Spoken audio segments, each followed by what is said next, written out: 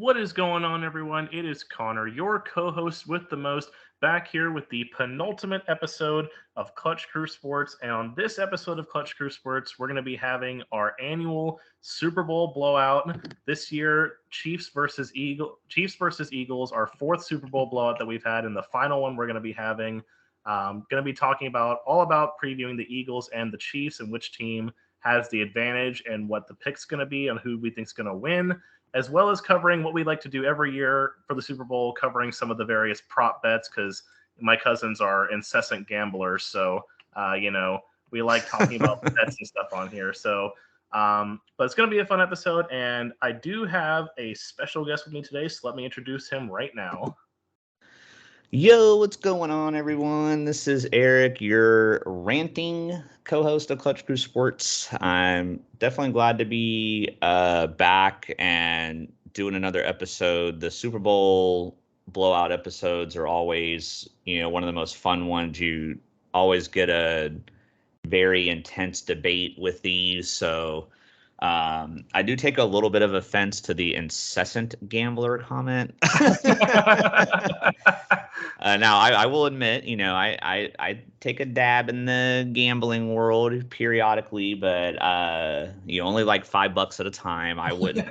I think incessant was a little harsh of a word, but You're not. We're already disagreeing. We're already disagreeing. You're not going to Vegas or anything, so no, I'm not like opening up my bank account or nothing. I'm not getting crazy. So it's house money. It's house money. Yeah. So yeah, like I said, we're gonna go around the shield here, previewing the two teams. So it does work out that Eric and I are picking on opposite sides here, so that way one of us doesn't have to play devil's advocate. I was a little bit worried that maybe we were going to be on the same side because of past picks. But we are going to be on different sides here. And just a quick preview before we go into the picks here. If we look at the history of Clutch Crew Sports picking Super Bowl winners. History. So far,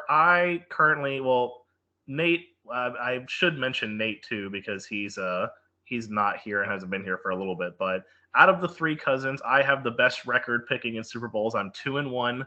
I correctly picked the Chiefs over the Niners and correctly picked the Rams over the Bengals. The one I got wrong was the Bucks over the Chiefs. I picked the Chiefs in that one.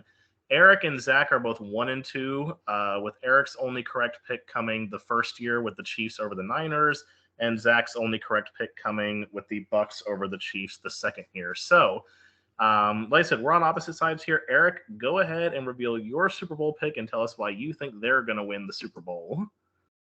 All right. Well, Susan will not be happy with me for this, but my friend who was in our fantasy league and my coworker Joseph will be happy with me for this. I am picking the Philadelphia Eagles to win the Super Bowl. I have admitted that I am rooting for the Chiefs. Susan's a Cowboys fan, so obviously I have to root against the Eagles.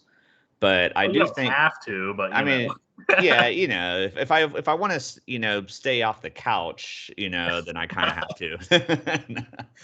But I really do think the Eagles are going to win this game, and that's why I picked them for this. I didn't pick them just to be like a devil's advocate, like Connor said. I do think it's cool. Like before I do my argument, that even when it's like when Nate was with us and there were the four of us, or even when it's just been the three cousins, like we've never unanimously picked the same team on the Super Bowl, which I think is pretty cool. It shows the parity and, how even the NFL is with their teams, like how balanced everything is. You always feel like in most games you can make a case for either team. So, and also and I know like two of the previous ones we were split 50-50. Like I know the first one, like I think Zach was the only one who picked the Niners. Yeah, that's true. But then the other two, it was like Zach and Nate took Tampa, whereas you and I took KC, and then last year Nate and I had LA, whereas you and Zach had Cincy. Yeah, yeah. And it's been like we haven't even like all agreed. Like I said, like one time me and Zach agreed, the next time me and Zach didn't agree. Right. And well, that's why this time Zach and I do agree. Right. Just for reference, Zach is also picking the Eagles. But yeah, that's why I thought that going into this that we were going to be on the same side of this because we had both picked the Chiefs the previous two times they were in it. So I was like, oh, I don't know if Eric's going to be with me on this, but it's good that you're picking the Eagles, so Yeah, that way we yeah, can that debate. that's definitely makes the debate more interesting. So, so yeah, I'm going to present the case for the Philadelphia Eagles here, and then Connor, as you now know, he's picking the Chiefs. He'll present his argument, This kingdom, baby. and then we'll we'll kind of compare and contrast our arguments at the end before getting to the prop bet. So for me with the Eagles, where I'm going to start with is I'm going to start in the trenches. I mean, the trenches are the most important part of football. I mean, you can have the greatest quarterback and the greatest weapons, or you can have a great secondary, but if your quarterback doesn't have time to throw the ball, or if they can't open any running lanes for the running backs, that just really hurts your offense. And same thing with the defense. It doesn't matter how good your secondary is. If you don't have a good pass rush and the quarterbacks have all day to throw the ball, even if your secondary is really elite and good, someone's going to get open eventually. And I think both the offensive line and the defensive line for the Eagles are insanely good. I mean, you could make an argument for the Eagles offensive line that Jason Kelsey and Lane Johnson are, the best at their specific positions that they play. Hassan Reddick is just an insane edge rusher. I mean, you look at what he did against the 49ers. He just like obliterated them the whole game. And I think in terms of for the Chiefs, if you look at their matchups that they had in the playoffs, like I'm definitely not going to sit here and argue that like the Eagles had a harder path. I mean, I know the Eagles, they were a little bit fortunate with how things panned out, but they dominated their games and they got here. But even though the Chiefs had a harder playoff road than the Eagles did, I don't think either defensive line that the Chiefs faced between the Jaguars and the Bengals was anywhere near as good as this Eagles defensive line is. And I think that's going to be a problem for the Chiefs, especially with Mahomes still having this lingering ankle issue. I know he ran a couple times in the Bengals game, but it's just something I know he's not going to want to do. And even when he does do it, it's going to be hard for him to do it, and it's going to be harder each time. And with him being more forced to stay in the pocket, I think that's going to really give the Eagles defense a chance to get after him in the pass rush game. And I also don't really love the Chiefs' run game. I think the Eagles' defense is going to be able to stop the run pretty well. And I think that's going to force the Chiefs to go more one-dimensional.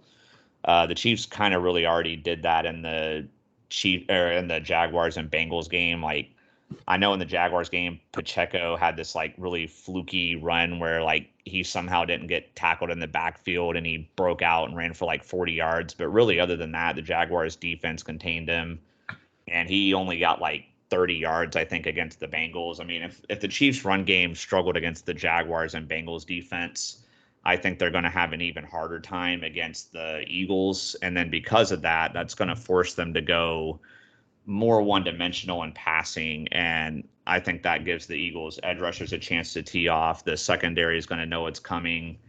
It's just so hard for teams to be successful when you have to be one-dimensional on offense. It kind of happened in the Eagles game against the 49ers when the quarterbacks got hurt and they were basically just forced to run the ball the whole time, and the Eagles stuffed it. Like if the Chiefs have to just pass the whole time, I think that's a big advantage for the Eagles. And and then speaking of like not being one dimensional, I think for the Philadelphia offense, I think that they're going to do a great job of being balanced in this game. I know the Chiefs have a good run defense and that's their strength, but the Eagles rushing offense, they broke rushing touchdown records this year. They've also got the threat of Jalen Hurts to take off and run, or they can do design reads for him.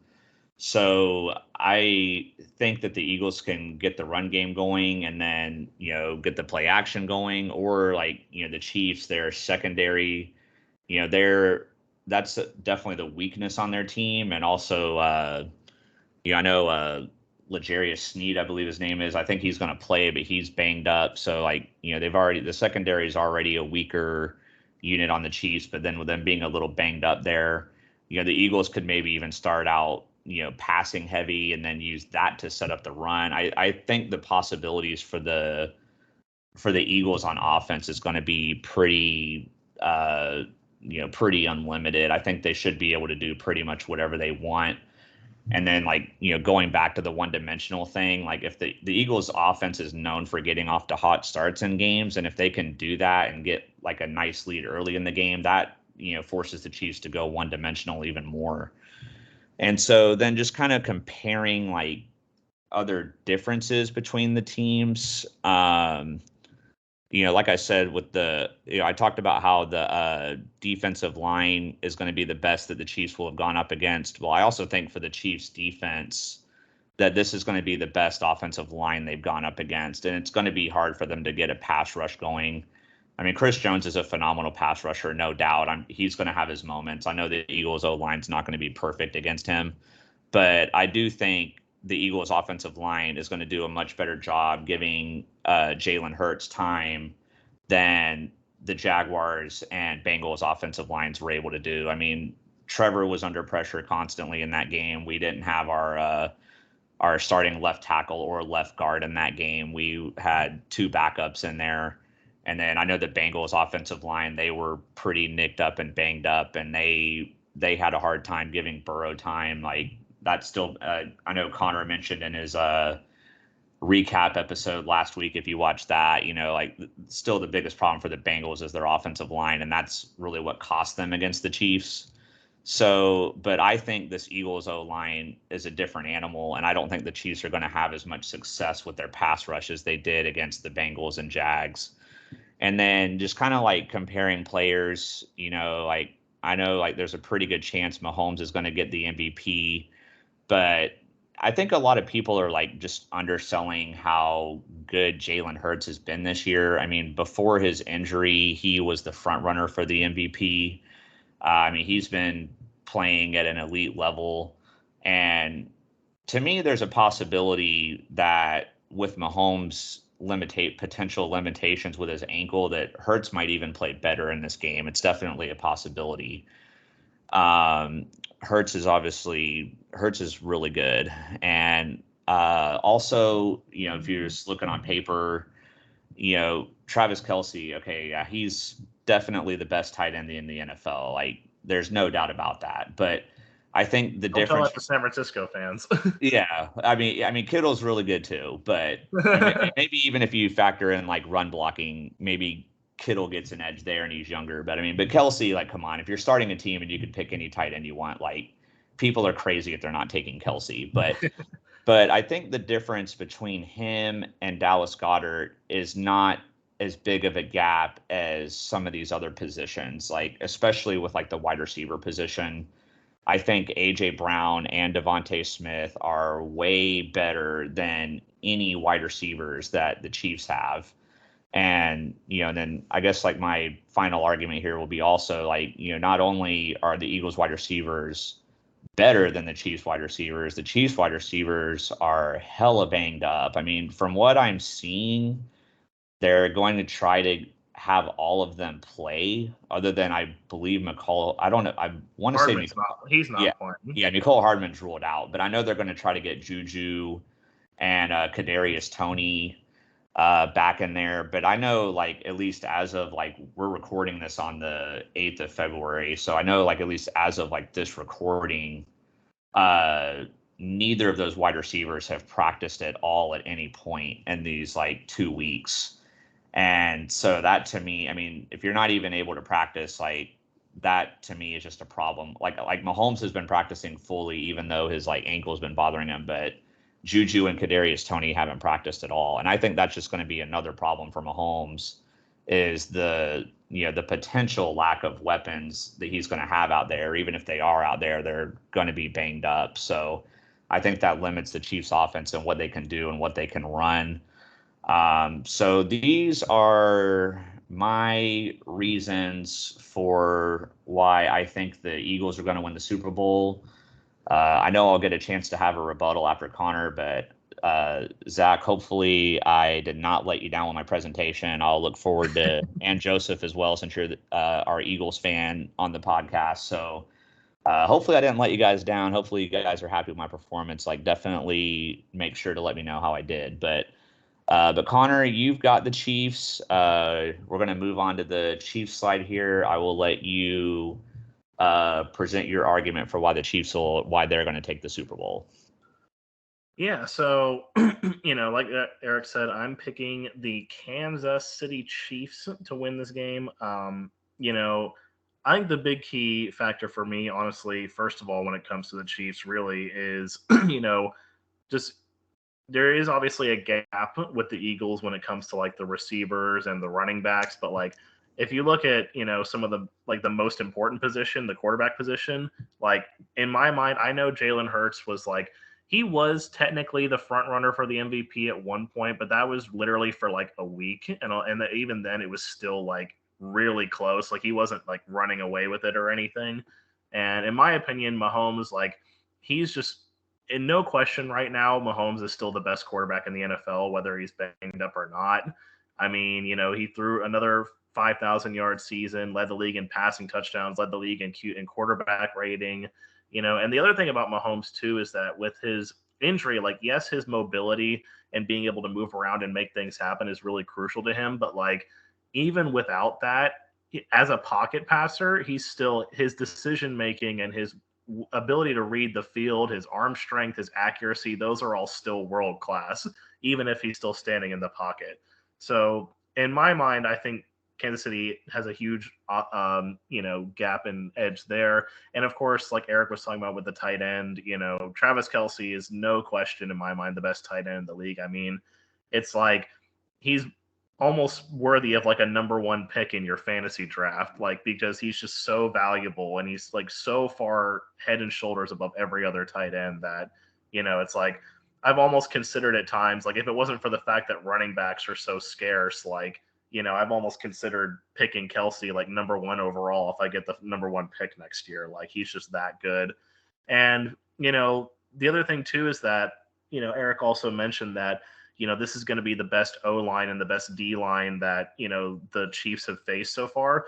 Well, the same is true on the other side, too. This is going to be the best O line and the best D line that the Eagles have faced, too, because the Chiefs O line, like if you look at, kind of throughout the season, like ranking the O lines through the teams, like everyone, no question in my mind, yeah, the Eagles probably still have the best one, but the Chiefs are like second or third on that list, too. Like their O line is also full of Pro Bowlers, it's full of good young players. They're not banged up this time like they were against the Buccaneers, because obviously that really killed them against the Bucs when, they had like Eric Fisher and Mitchell Schwartz and like their center were all out, and like Shaq Barrett and Jason Pierre-Paul were just running all over Mahomes.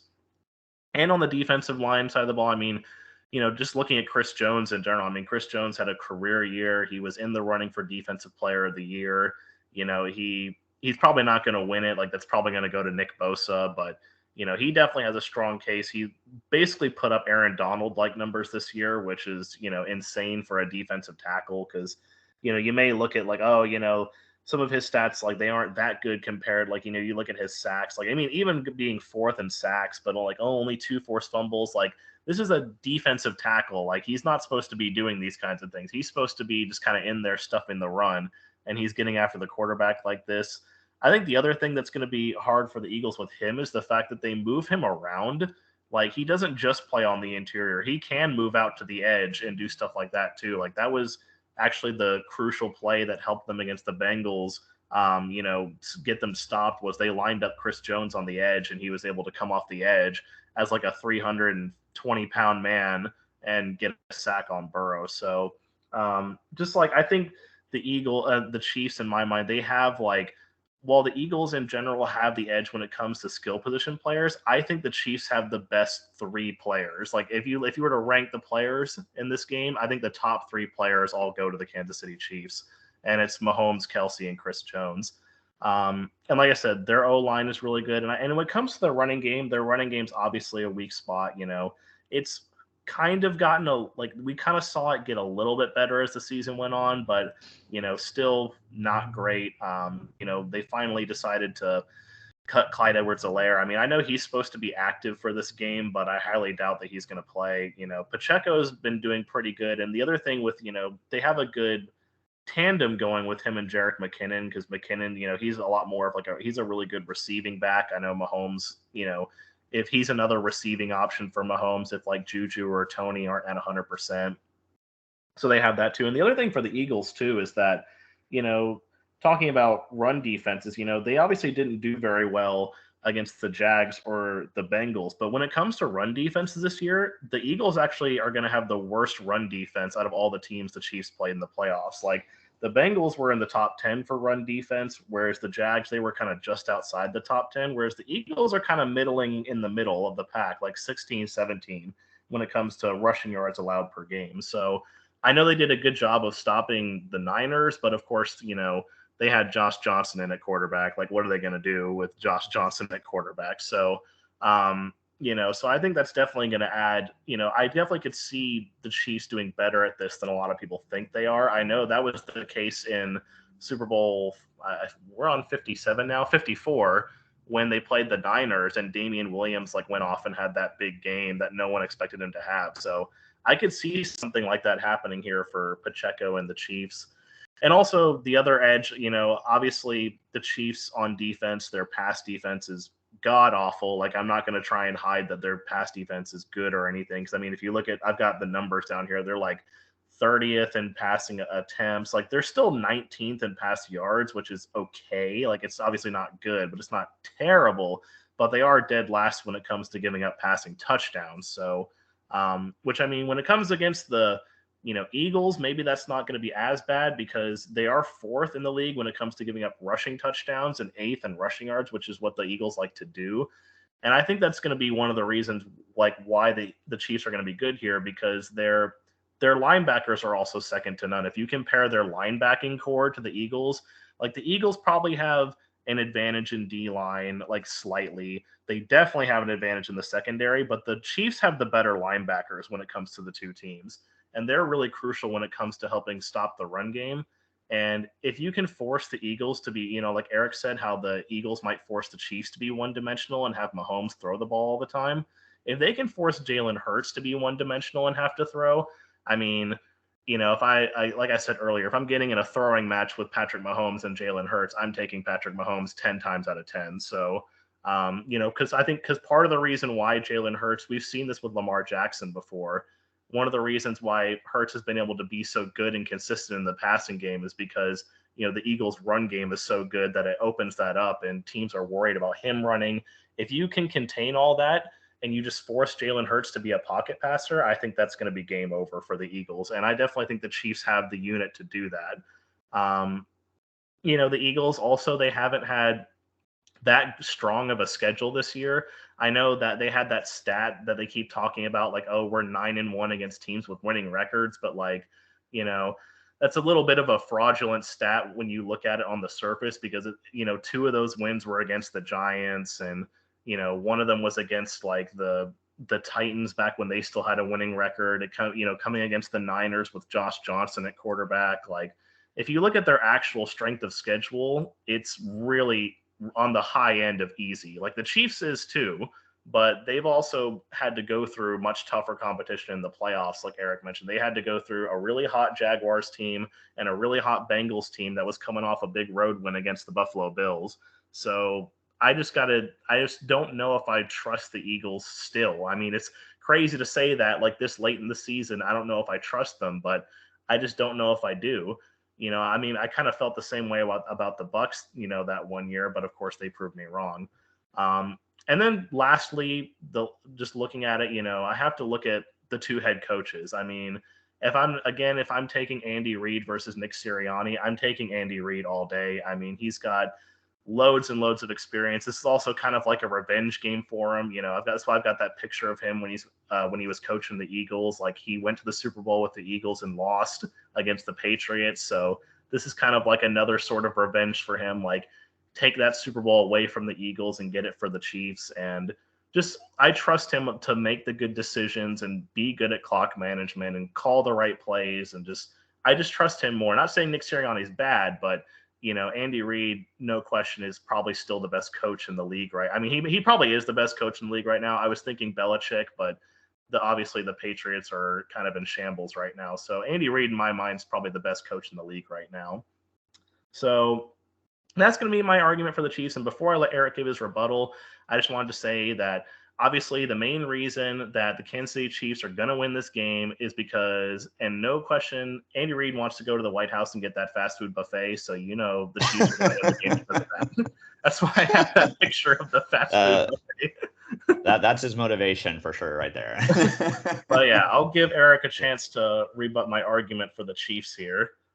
Yeah, I mean, you definitely brought up some great points. I mean, I will say, though, in terms of saying that the Chiefs D-line is going to be the best D-line the Eagles have faced, I mean, I would have to slightly disagree with that. I mean, the 49ers defensive line is pretty good. I mean, that's true. Especially you're since right. I'll agree to that. Now the Giants, okay, like I'm not going to try and sit here and I forgot about the fact that I honestly didn't even think about them because of how bad the Niners offense was in that game. yeah, for sure. I mean, yeah, the 49ers defensive line is pretty good. So, I mean, they've already, been tested against them, and they still ran the ball, at will against them. And, and Hurts was able to throw the ball when he needs to. So I do have to disagree with that slightly. And I don't disagree with your argument about, Mahomes, Kelsey, and Chris Jones, being the top three, like, best players in the game. But I mean, I think if you were to rank like every single starting player playing in this game, I mean, I think after that top three, I think it would be pretty heavy Eagles players after that. I think you'd get several Eagles players before you had another Chiefs player after that.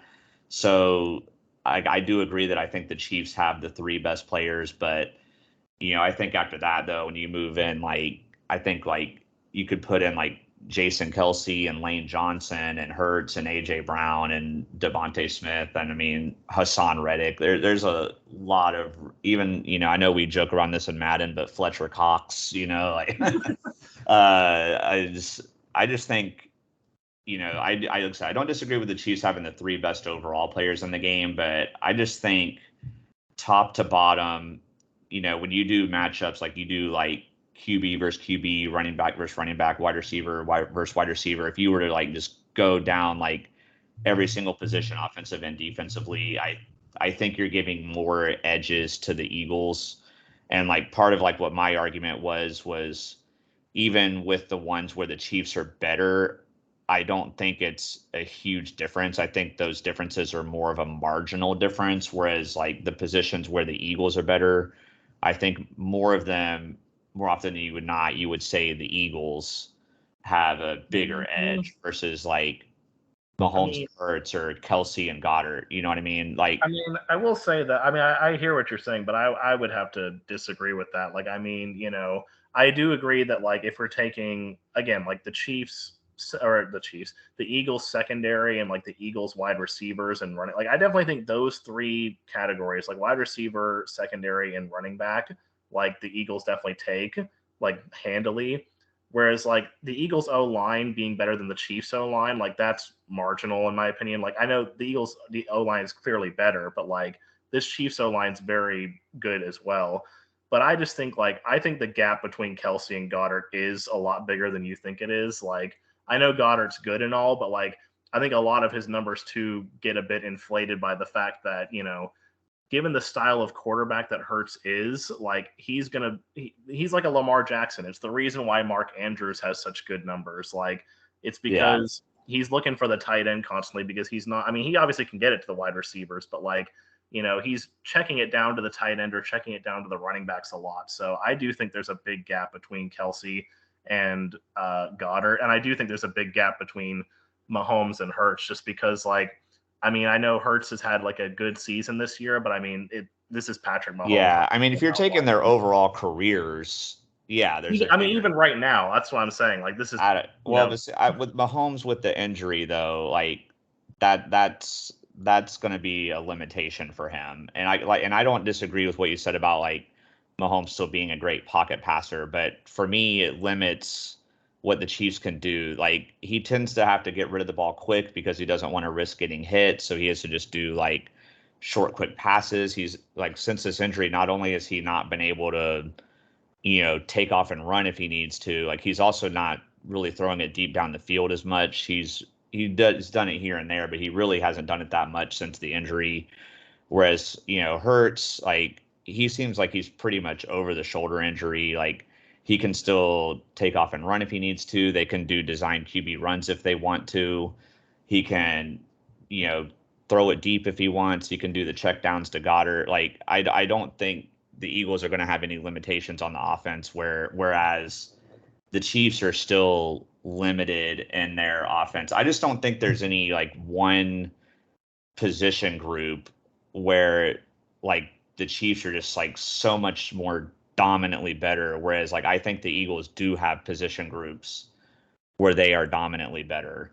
So, and also, I mean, Mahomes in the 2 Super Bowls he's been in, I mean, this is his 3rd Super Bowl. He's obviously got the experience, which Hurts doesn't have. But in the 2 Super Bowls that he's been in, he really hasn't played that great. I mean, the one against the Bucks, like I'm not gonna necessarily blame him for that one just because of how banged up and bad their offensive line was in that game. But even in the first one there's against receivers dropping passes, like yeah, I mean that doesn't help. But I mean the one against the 49ers, he really wasn't good in that game until like the fourth quarter. I mean, he pretty much struggled that whole game until the fourth quarter. So like that's the one area where I haven't seen Mahomes dominate yet. Like in his 2 Super Bowl appearances, he really didn't have a strong performance in either one. So I don't know. I think the Eagles are also, they're the hungrier team.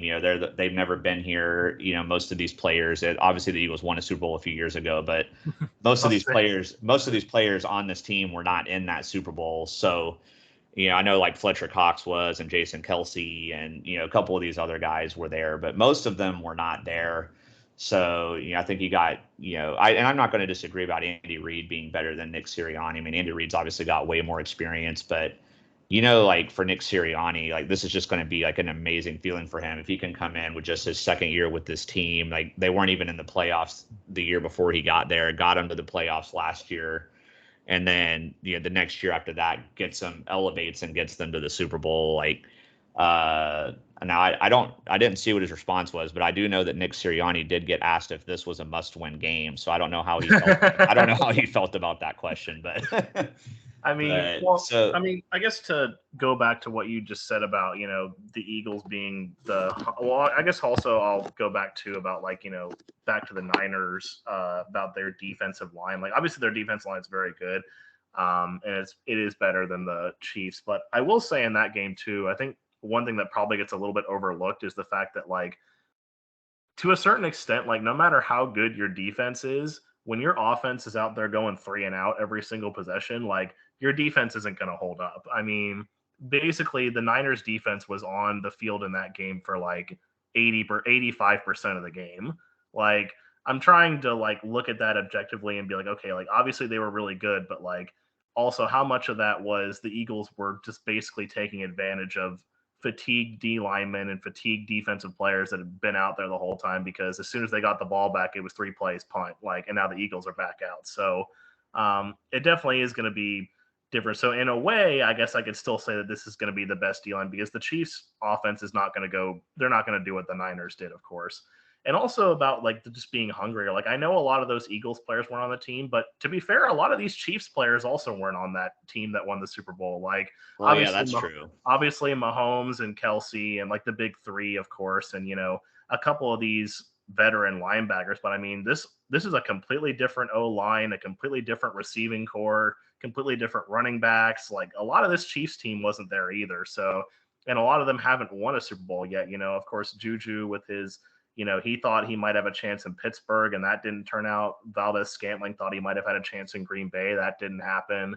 It's just I think the Chiefs are just as hungry, and they they want it just as bad. Maybe, and like I said, I think the other motivation too is again just Andy Reid versus the Eagles. Like, he's obviously played in games against them before, and the Chiefs have won those in the past, but like he's never faced them in a Super Bowl since he left there, and that I know that was of course like 12 years ago now, or when it 12 years ago, more like maybe like 10 years ago. I can't remember exactly when he got fired from there. I know the Super Bowl was way back, like in 2004, but I can't remember exactly. I think he started with the Chiefs in 2013, I believe. Right, like 2012 that's or what I was 2013. thinking. So, It was around like about 10 years. Right. I was like, so I know, but still, I mean, those memory, like, you forgive, but you don't forget, right? Like, he still doesn't forget his time in Philly and what happened there. And obviously, it was a bit of an ugly exit. And, of course, what happened in the Super Bowl back then with the whole, like, McNabb situation and the T.O. situation. Like, he definitely wants this win probably more than just about any other win he's got. Maybe the only thing I'd say he wanted more was some of those AFC title games against Belichick. But this is definitely up there with games that he wants to win. So Yeah, I think the Chiefs are just as hungry as the Eagles are. Gotcha. I guess the only other thing I'll add is like I know you talked about the Eagles schedule, and like I said earlier, I don't deny that the Eagles had a fortunate fortunate road to getting to where they're at in the Super Bowl and the playoffs, but I mean, I think their regular season deserves a little bit more credit. I mean, they had to go through the NFC East, which normally we've had jokes on the podcast about the NFC East being the NFC least and all this, and all the teams are really bad, but I mean, even the Commanders, who were the worst team in that division, I mean, they still had a chance to make the playoffs up until near the very end. I mean, that's six pretty hard games right there. Whereas like the Chiefs, they're here, they deserve to be here, but they had some questionable regular season performances. They did they did lose to the Bills and the Bengals during the regular season. And very easily could have lost to the Bengals in that AFC Championship game. I mean, there were some mistakes the Bengals made that really, were costly. And I won't talk about the other subject with that game. There was some. I'm not one of those people that says stuff is rigged, but there was a little bit of questionable stuff that happened in that game. I mean, I think I agree. I agree that the Bengals' mistakes cost them more than anything that the officials did, but there was a little bit of weirdness going on in the game. I'll just say this for that play that got stopped, that everyone was complaining about. The ref did run on the field and was waving his arms and blowing his whistle. So that's all I'll say about that. They're like, "Oh, that shouldn't have happened." I'm like, "Well, the ref was trying to stop the play." So yeah, that one I came to realize like later on. The main one for me was the like obvious missed illegal block in the back on that punt return that gave the Chiefs the good field position. Yeah. Now, like the late hit out of bounds, like, while it wasn't like an egregious shove or anything, he hit him out of bounds. So like that one I agree had to be called, but they missed a really obvious block in the back where like if that gets called, the Chiefs don't get that field goal. So then, and then who knows what happens in overtime. But regardless, my whole point of all this, is just like getting back to the Chiefs schedule. But I mean, they struggled against the Texans. They lost to the Colts. Like their division didn't end up being as tough as we thought it was going to be. I mean, we all thought the AFC West was going to be like bar none the best division in all of football. I mean, it looked like it was going to be really loaded, but the Raiders and Broncos ended up being jokes. And so, that ended up being some easier games for the Chiefs.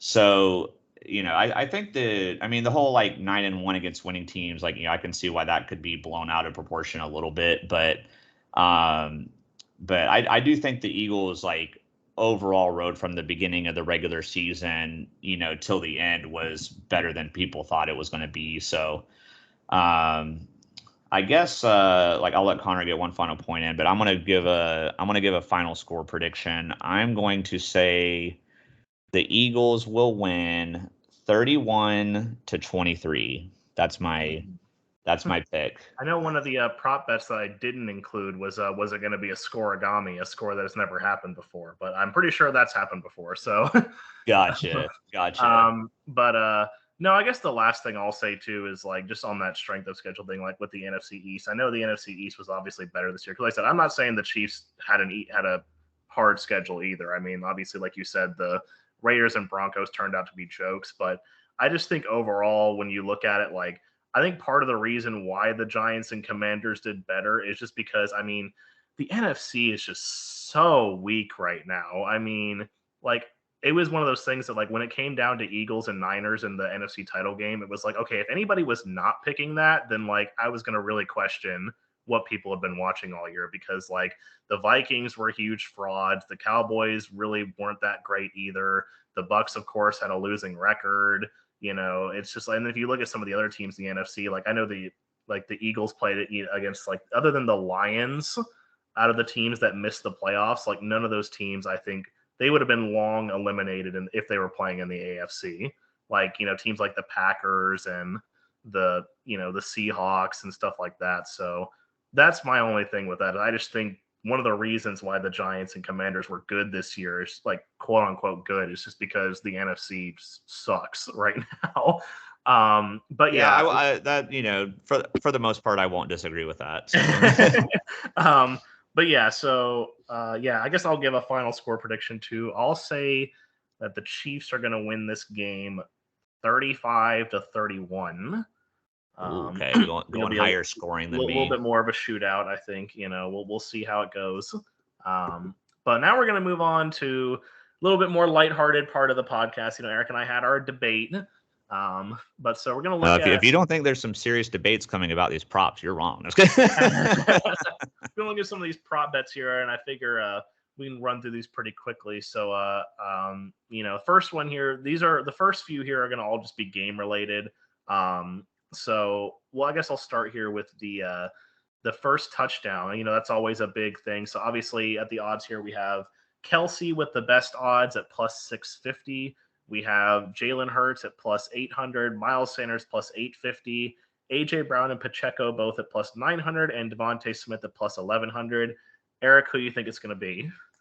I'm actually gonna go with someone that's not on this list. So I'm assuming that if I were to bet on this, I would get some serious cash. I'm gonna go with Dallas Goedert. I think the Eagles are gonna, they're good at getting opening drive touchdowns.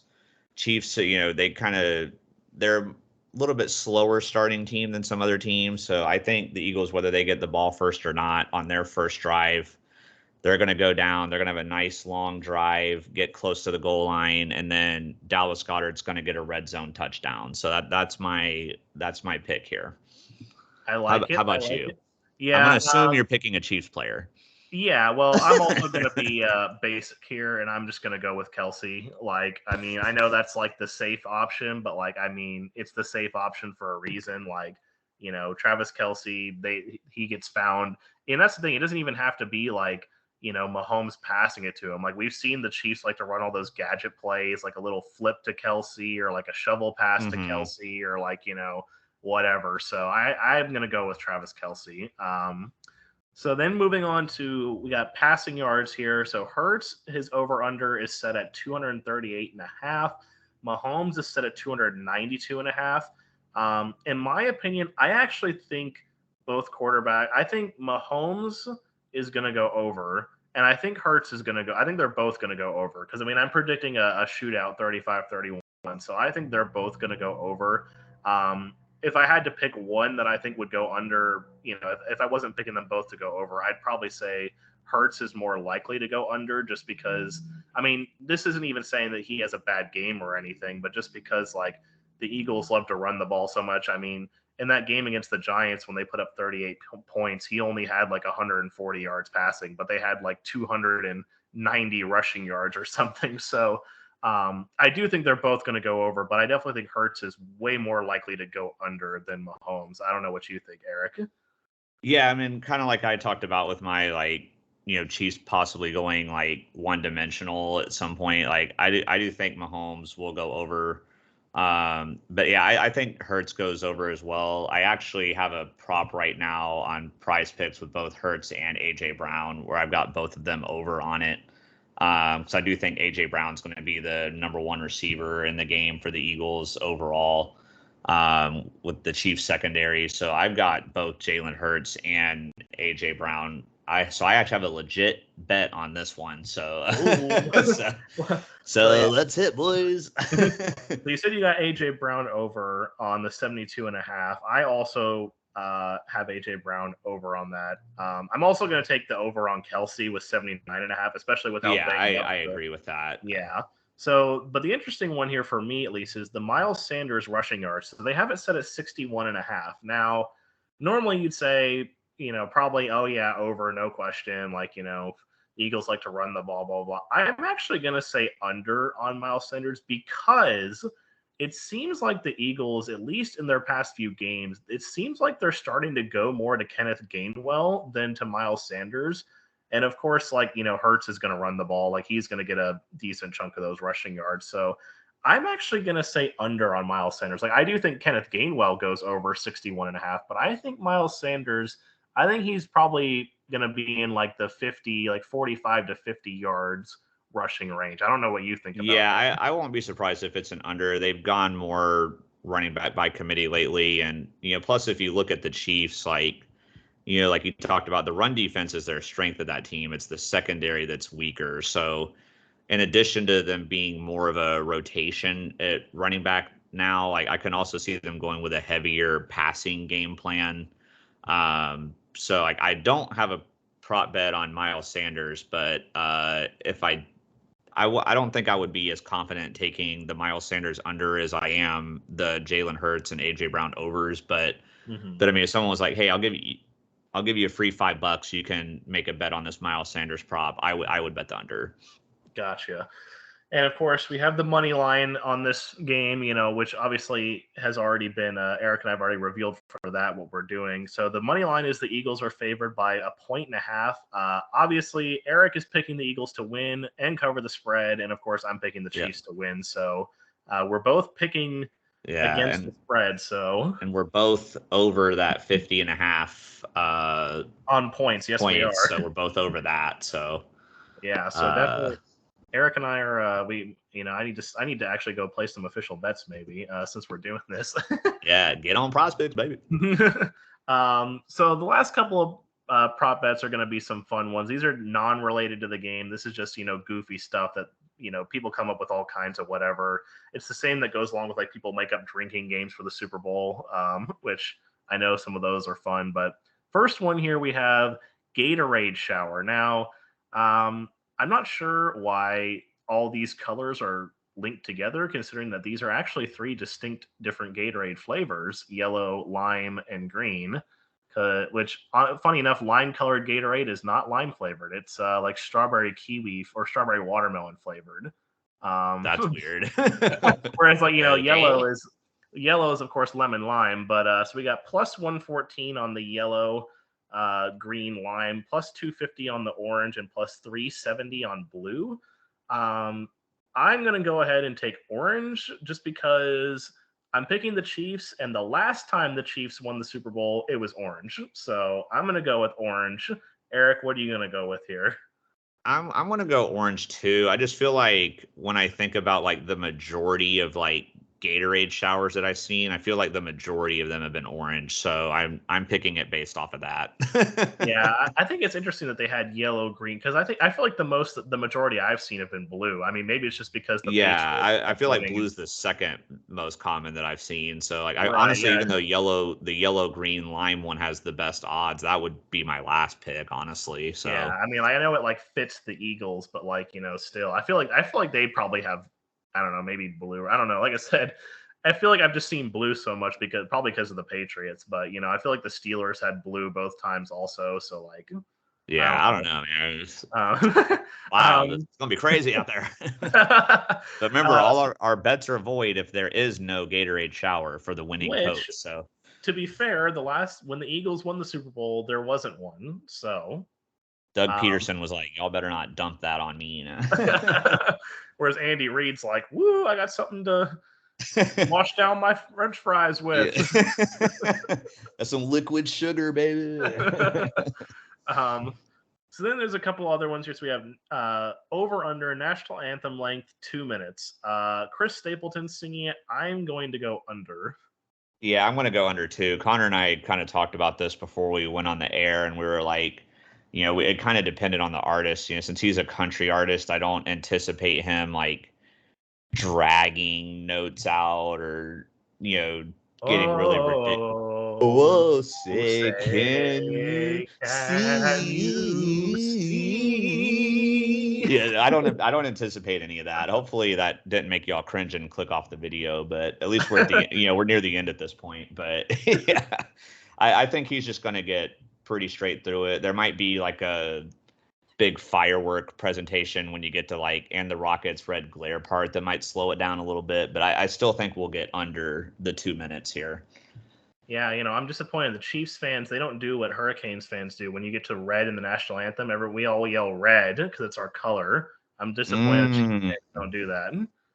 They should, man. They should. What do they funny think? enough for you, this is a little off topic, but funny enough for you, I forgot about that when we played the Dallas Stars and they came and played us. I forgot that there's 2 parts in the national anthem where they say, star, because they say Star Spangled Banner, and then they say like I can't remember the other, like I probably would think of it later, but like they yell stars at those points. I was like, okay.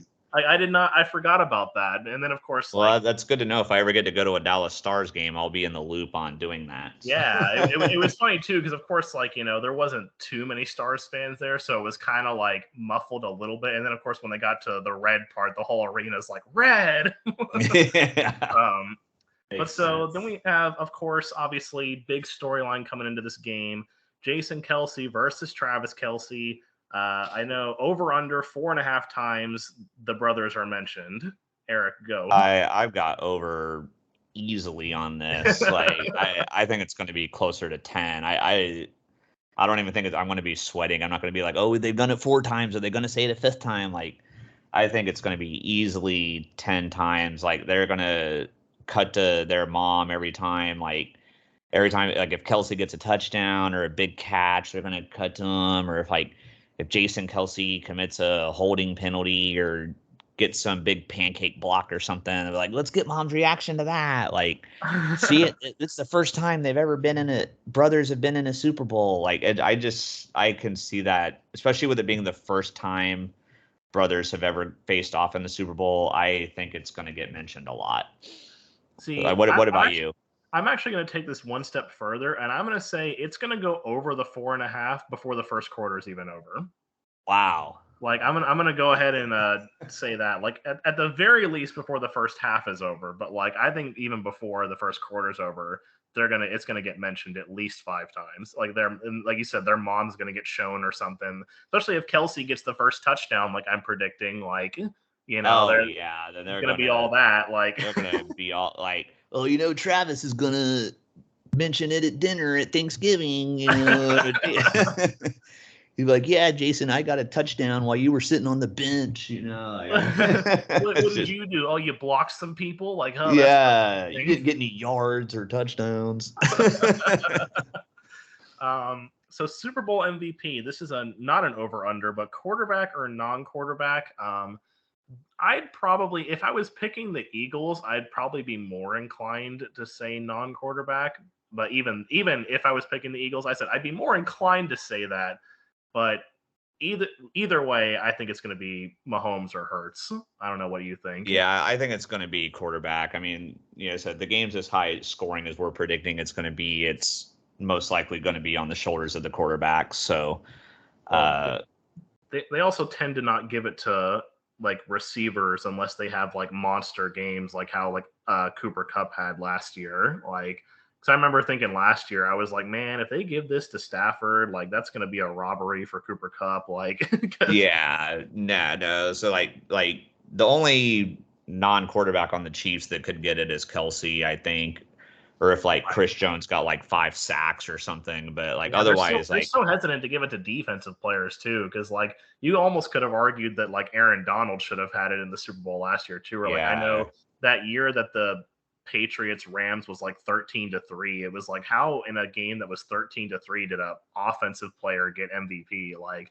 should have been Yeah. like it should have been like Stephon Gilmore or something in that one. I mean, Julian Edelman was good in that game, but Stephon Gilmore should have got it. Like, yeah, I don't know Yeah. why they're hesitant to give it to defensive players sometimes, but Yeah. Well, I mean, it'll be a quarterback, I think. yeah, I mean, I know even last time when the Chiefs won against the Niners, you mentioned Mahomes didn't have that great of a game. I know a lot of people thought that that one should have been either Damian Williams or Chris Jones. Like they didn't think Mahomes should have gotten it that year. I think I was team Damian Williams on that game. So, Yeah.